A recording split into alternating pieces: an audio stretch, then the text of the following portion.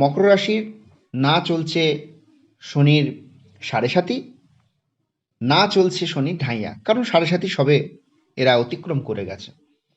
বর্তমানে মীন রাশিতে শনি রয়েছে, যার ফলে কুম্ভর সাড়ে সাতি চলছে, মীনের সাড়ে সাতি চলছে, মেষের সাড়ে সাতি শুরু হয়েছে।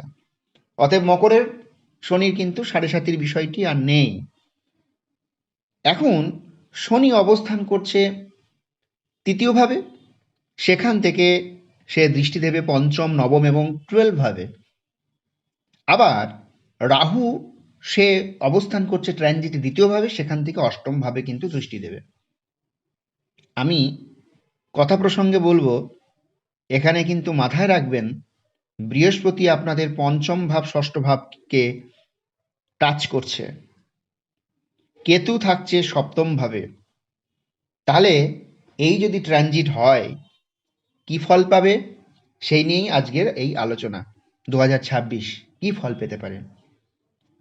ব্যক্তিগতভাবে বলবো, একটু সচেতন থাকতে পারলে, অর্থাৎ রাহু যেহেতু অষ্টমে, রাহু অষ্টম মানে কি হয় জানেন? মামলা মোকদ্দমা, হঠাৎই কোনো পরকীয়ায় যুক্ত হওয়া, এবং যেহেতু সপ্তমভাবে কেতু অবস্থান করছে, যার ফলে কিন্তু দাম্পত্য জীবনে ব্রেক আসা এবং ডিভোর্সের যোগ এইগুলো কিন্তু হয়। অর্থাৎ এই জায়গাটা যদি আপনি নিজেকে কন্ট্রোল করতে পারেন, যদি আপনি পরকীয়াতে অ্যাড না হন, নিজেকে যদি নিয়ন্ত্রণ করতে পারেন, নিজেকে যদি ঠিক জায়গায় রাখতে পারেন, যদি ড্রিঙ্ক না করেন, যদি কোনো জুয়া খেলা না করেন, যদি কোনো মামলা মোকদ্দমার দিকে না যান, অর্থাৎ আইনি জটিলতা, এক কথায় আপনি দিশাহীন হয়ে এটাই করে ফেলবেন, কারণ আপনার কাছে অনেক প্রপোজাল আসবে ভালো ভালো। ঠিক আছে, মনে রাখবেন আপনার সময় ভালো চলছে, যার ফলে আপনি অনেক প্রপোজাল পাবেন এবং অনেক টাকার লোভ পাবেন, টাকার জায়গা পাবেন, কিন্তু সেই টাকাটা আপনি রাখতে পারবেন না, অষ্টমে রাহু রয়েছে।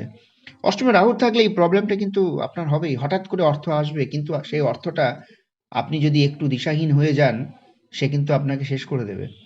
তাই আমি বলবো শুভ সময় চলছে, এই জায়গাগুলোকে সচেতন আপনাকে হতে হবে। দেখুন এগুলো না সেলফ ডিফেন্স, যদি আপনি মনে করেন যে আপনি প্রপোজাল পাচ্ছেন ভালো কোনো জায়গায়, একটু জেনে বুঝে পদক্ষেপ নিন। ক্লিয়ার? সেটা টাকা টাকা হতে পারে, নারী হতে পারে, পুরুষ হতে পারে, যাই হতে পারে, আসবে।